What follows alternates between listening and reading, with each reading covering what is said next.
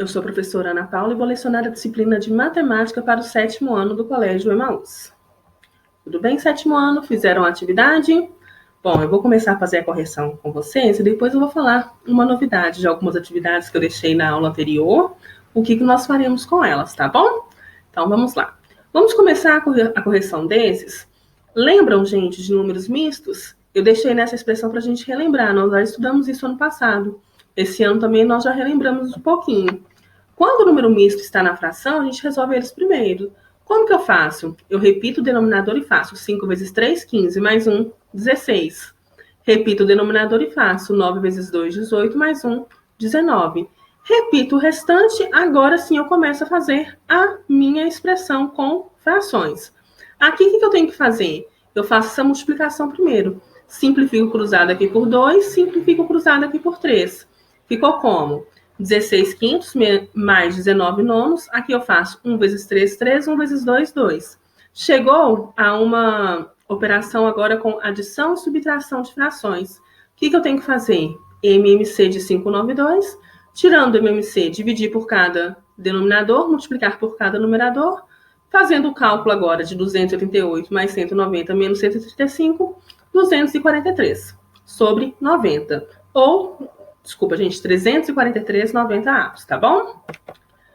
Vamos agora para o segundo, da mesma forma, olha só. Vários números mistos. Nós temos também, primeiro, que transformá-los em frações impróprias. E o que são frações impróprias? São aquelas que o numerador ele é maior do que o denominador. Então, aqui, ó, repito o 5 e faço 5 vezes 3, 15, mais 2, 17. Repito aqui o 13 e faço 3 vezes 2, 6, mais 1, 7. Vou repetir também o 7 e faço 7 vezes 1, 7, mais 5, 12. Agora, eu vou resolver o meu parênteses. Aqui tem uma adição de fração. O que eu tenho que fazer? E o MMC de 7 e 3, que vai dar 21. 21 dividido por 3, 7 vezes 7, 49. 21 dividido por 7, 3 vezes 12, 36. 49 mais 36, 85, sobre 21. Chegou numa divisão de fração, o que eu faço? Repito a primeira e multiplico pelo inverso da segunda. Simplificando, resultado final, 21, 25 avos. Próximo. 27 centésimos dividido por 11 quartos, menos 3 meios, mais 1 meio, mais 1 quarto. O que eu faço, gente? Copio tudo até chegar nos parênteses. Chegando nos parênteses, o que eu tenho? Eu tenho uma adição de frações com denominadores diferentes. Eu tiro o MC de 4 e 2, que dá 4. 4 dividido por 2, 2 vezes 1, 2. 4 dividido por 4, 1 vezes 1, 1. Venho aqui e somo, olha, 2 mais 1, 3 quartos, eliminando o meu parênteses. Agora eu resolvo os colchetes. Repito tudo, mas chego até os colchetes para poder resolver. De novo, MMC de 4 e 2, 4. 4 dividido por 2, 2 vezes 3, 6. 4 dividido por 4, 1 vezes 3, 3. 6 mais 3, 9 quartos aqui. Aqui, gente, os denominadores já são iguais, então eu só repito e faço 11 menos 9, 2, ok? Divisão de fração, eu repito a primeira e multiplico pelo inverso da segunda. Aqui eu simplifico, aqui não tem como simplificar. Resposta final, 27,50 avos. Próximo. 1 mais meio elevado ao quadrado, dividido por 1 menos 3 quartos elevado a 2, vezes 8 mais meio elevado ao quadrado. Aqui, gente, eu já estou resolvendo todos os parênteses na primeira linha, tá? É só ter atenção. Essa questão, você pode, se tem mais de um parênteses, você pode começar a resolver todos na primeira linha. É só você ter bastante atenção para não errar. Aqui, MMC de 2 em 1, 2. 2 dividido por 1, 2 vezes 1, 2. 2 por 2, 1 vezes 1, 1. 2 menos 1, 1 meio elevado ao quadrado. Esse aqui, MMC de 4 em 1, 4. 4 dividido por 1, 4 vezes 1, 4. 4 dividido por 4, 1 vezes 3, 3. 4 menos 3, 1 quarto ao quadrado.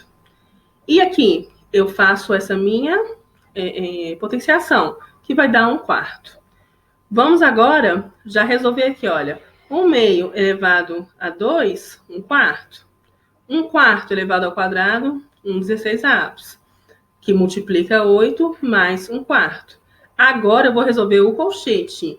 Aqui tem uma multiplicação simplificando cruzado e multiplicando na horizontal, dá meio. Meio mais 1 quarto. Novamente, dentro dos colchetes, tirar o MMC de 4 e 2, que vai dar 4. 4 dividido por 2, 2 vezes 1, 2. 4 dividido por 4, 1 vezes 1, 1. Somando isso aqui dá 3 quartos. Divisão de fração. Eu repito a primeira e multiplico pelo inverso da segunda. Simplificando, resultado final, 1/3. Bem simples, né, gente? Não é difícil de fazer. Passando agora para o próximo, olha só. Vou fazer primeiro essa multiplicação, gente. Tem uma multiplicação e uma divisão dentro do parênteses. Eu faço aqui aparecer primeiro. Aqui vai ficar 1/4 dividido por 1/3. Olha só, nessa primeira linha também eu já resolvi essa raiz, que deu 5/2, e já resolvi esse aqui, porque qualquer número elevado a zero vai dar 1. Aqui a divisão de fração, eu repito a primeira e multiplico pelo inverso da segunda. Aqui, nesse caso, vai dar 3 quartos. Então, vai ficar 1 menos 3 quartos mais 5/2. Resolvo esse primeiro porque ainda está dentro do colchete, né? MMC de 4 em 1, 4 vezes 1 dividido por 1, 4 vezes 1, 4. 4 dividido por 4, 1 vezes 3, 3. 4 menos 3, 1/4. Repito o próximo. Gente, vocês vão perceber que na hora da explicação eu vou mostrando o que eu tenho que, o que eu preciso resolver. O que eu não preciso eu vou repetindo, tá? Então, aqui, 1/4 mais 5/2 menos 1. Aqui, novamente, MMC. Gente, toda vez que for adição ou subtração de frações com denominadores diferentes, MMC. E o MMC entre 4 e 2 vai ser 4. 4 dividido por 4, desculpa, passou. 4 dividido por 4, 1 vezes 1, 1. 4 dividido por 2, 2 vezes 5, 10. Somando aqui 11 quartos. Menos 1. Então, o que eu faço aqui? O MMC de novo, que vai dar 7 quartos, resposta final. Vocês vão perceber que eu tinha deixado algumas outras expressões com fração. E assim, eu gosto muito de, durante as minhas aulas, vocês sabem disso, e quem me conhece quanto professora sabe, eu gosto muito de propor alguns desafios, e eu gosto muito de chegar momentos em que o aluno consegue construir o seu próprio raciocínio. Daquelas outras atividades que eu passei, algumas vocês conseguiram resolver com os números grandes, né? Outras, 2, vocês ficaram um pouco confusos na hora de resolver, não é verdade? Eu quero que vocês circulem para mim, no caderno de vocês, a partir de onde que vocês não conseguiram resolver. E vocês vão deixar lá circulado. Vocês vão ver que nos próximos capítulos eu vou voltar e nós vamos ver o que aconteceu nessas expressões. Eu acho muito interessante que o aluno, ele mesmo construa esse conhecimento, sabe? Porque é muito fácil. Hoje em dia, nós estamos na era da informação. As informações chegam muito fácil para a gente. Então, assim, antigamente, quando eu precisava fazer algum trabalho, eu precisava buscar meios em livros. Vocês, às vezes, eu não tinha nem aquele livro em casa. Tinha aqui na biblioteca do colégio. Se ele tivesse emprestado aquele livro, eu tinha que esperar ele ser devolvido e, mesmo assim, corria o risco de alguém pegar antes de mim. Vocês não. Vocês têm a informação a tempo e a hora. Então, às vezes, acabo que ficam um pouco com não digo preguiça, mas não tendo a necessidade de fazer raciocínio e procurar, buscar, criar o seu próprio aprendizado. Então, para poder estimular isso, eu passei aquelas atividades, sabe, gente? E nós vamos retornar a elas. Hoje eu não vou corrigir, porque ainda não é o tempo de corrigir. Eu acho que eu coloquei uma pulga atrás da orelha em pelo menos 2 daquelas frações, daquelas expressões com frações. Nos próximos capítulos, vocês voltam. A única coisa que eu quero que vocês façam para mim, porque nós vamos utilizar dessa forma, é circular a partir de onde você não consegue resolver mais, tá bom? Então, vamos dar continuidade ao capítulo, ao livro, entrando no capítulo 3, que são os números decimais. Sétimo ano. Números decimais, nós vemos também, ao longo da vida estudantil, vocês estão vendo números decimais. Vem um pouco no 4º ano, um pouco no 5º, vem no 6º ano com mais profundidade, e no 7º ano a gente retorna também a um pouco desse conteúdo. O número decimal, ele vem com vírgula. Antes da vírgula, nós chamamos da parte inteira. Depois da vírgula, nós nomeamos de parte decimal. Então, vamos observar aqui. 0,8. Como que a gente lê esse número, gente? 8 décimos. 0,65. Como que eu leio esse número? 65 centésimos. 5,36. Como que eu leio esse número? 536 centésimos. 0,047. 47 milésimos. Mas tá, por que eu leio assim? Vocês vão ver, eu vou até passar o slide, depois nós vamos voltar.